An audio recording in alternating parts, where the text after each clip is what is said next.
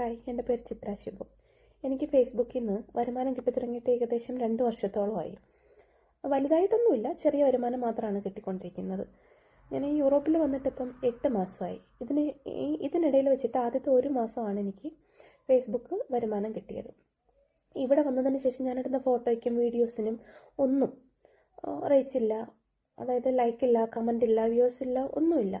അപ്പം ഞാനത് ഇങ്ങനെ തിരക്കിയപ്പം പറഞ്ഞു കൺട്രി ചേഞ്ച് ആയതിൻ്റെതാണ്.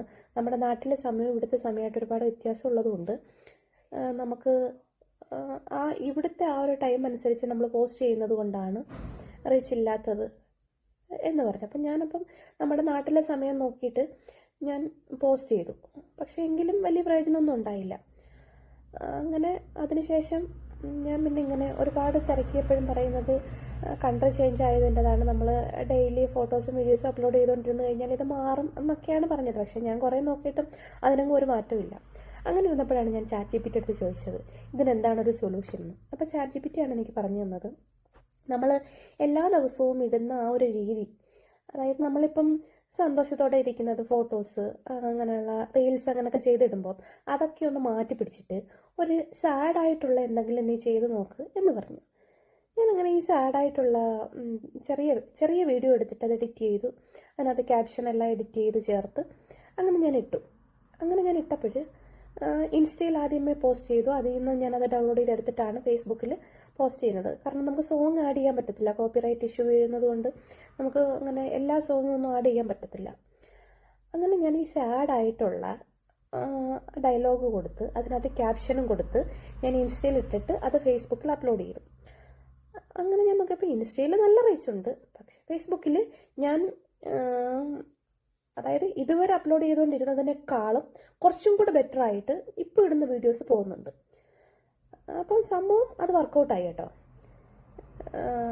ഞാനിത് ഇവിടെ പറയാൻ കാര്യമെന്ന് വെച്ച് കഴിഞ്ഞാൽ, ഞാൻ സന്തോഷത്തോടെയുള്ള വീഡിയോസും ഫോട്ടോസും ഒക്കെ ഷെയർ ചെയ്തിട്ട് പെട്ടെന്ന് ഇങ്ങനെ ഈ സാഡായിട്ടുള്ളത് ഇട്ടപ്പോൾ ഒരുപാട് പേര് എനിക്ക് മെസ്സേജ് അയച്ചിട്ടുണ്ട്.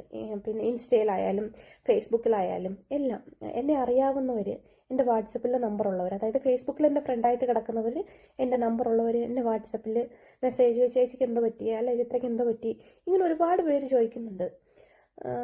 അപ്പം എനിക്കാണെങ്കിൽ അതിന് പ്രത്യേകിച്ച് പറയാൻ കാരണങ്ങളൊന്നുമില്ല.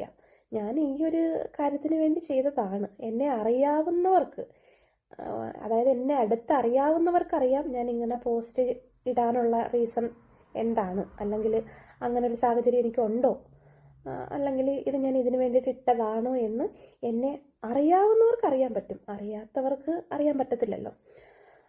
അപ്പം ഞാനിത് ഇവിടെ പറയാനുള്ള കാര്യം, എന്നെ അറിയാവുന്ന ഒരുപാട് ആൾക്കാർ ഡയറക്റ്റ് എന്നോട് ചോദിക്കാതെ എൻ്റെ അടുത്ത ഫ്രണ്ട്സിനോട് ചോദിക്കുന്നത് ചിത്രയ്ക്ക് എന്തോ പറ്റി. ഇപ്പം സെൻഡി ആണല്ലോ, പിന്നെ ഇൻസ്റ്റയിൽ മൊത്തം സെൻഡി ആണല്ലോ, ഫേസ്ബുക്കിൽ സെൻഡി ആണല്ലോ, അവൾക്ക് എന്താ പറ്റിയത്, അവൾക്ക് എന്താ ഇത്ര വിഷമം. അത് സത്യത്തിൽ ഞാൻ സങ്കടമാണോ സന്തോഷത്തോടെ ഇരിക്കുകയാണോ എന്നറിയാൻ വേണ്ടിയിട്ട് ചോദിക്കുന്നതല്ല കേട്ടോ.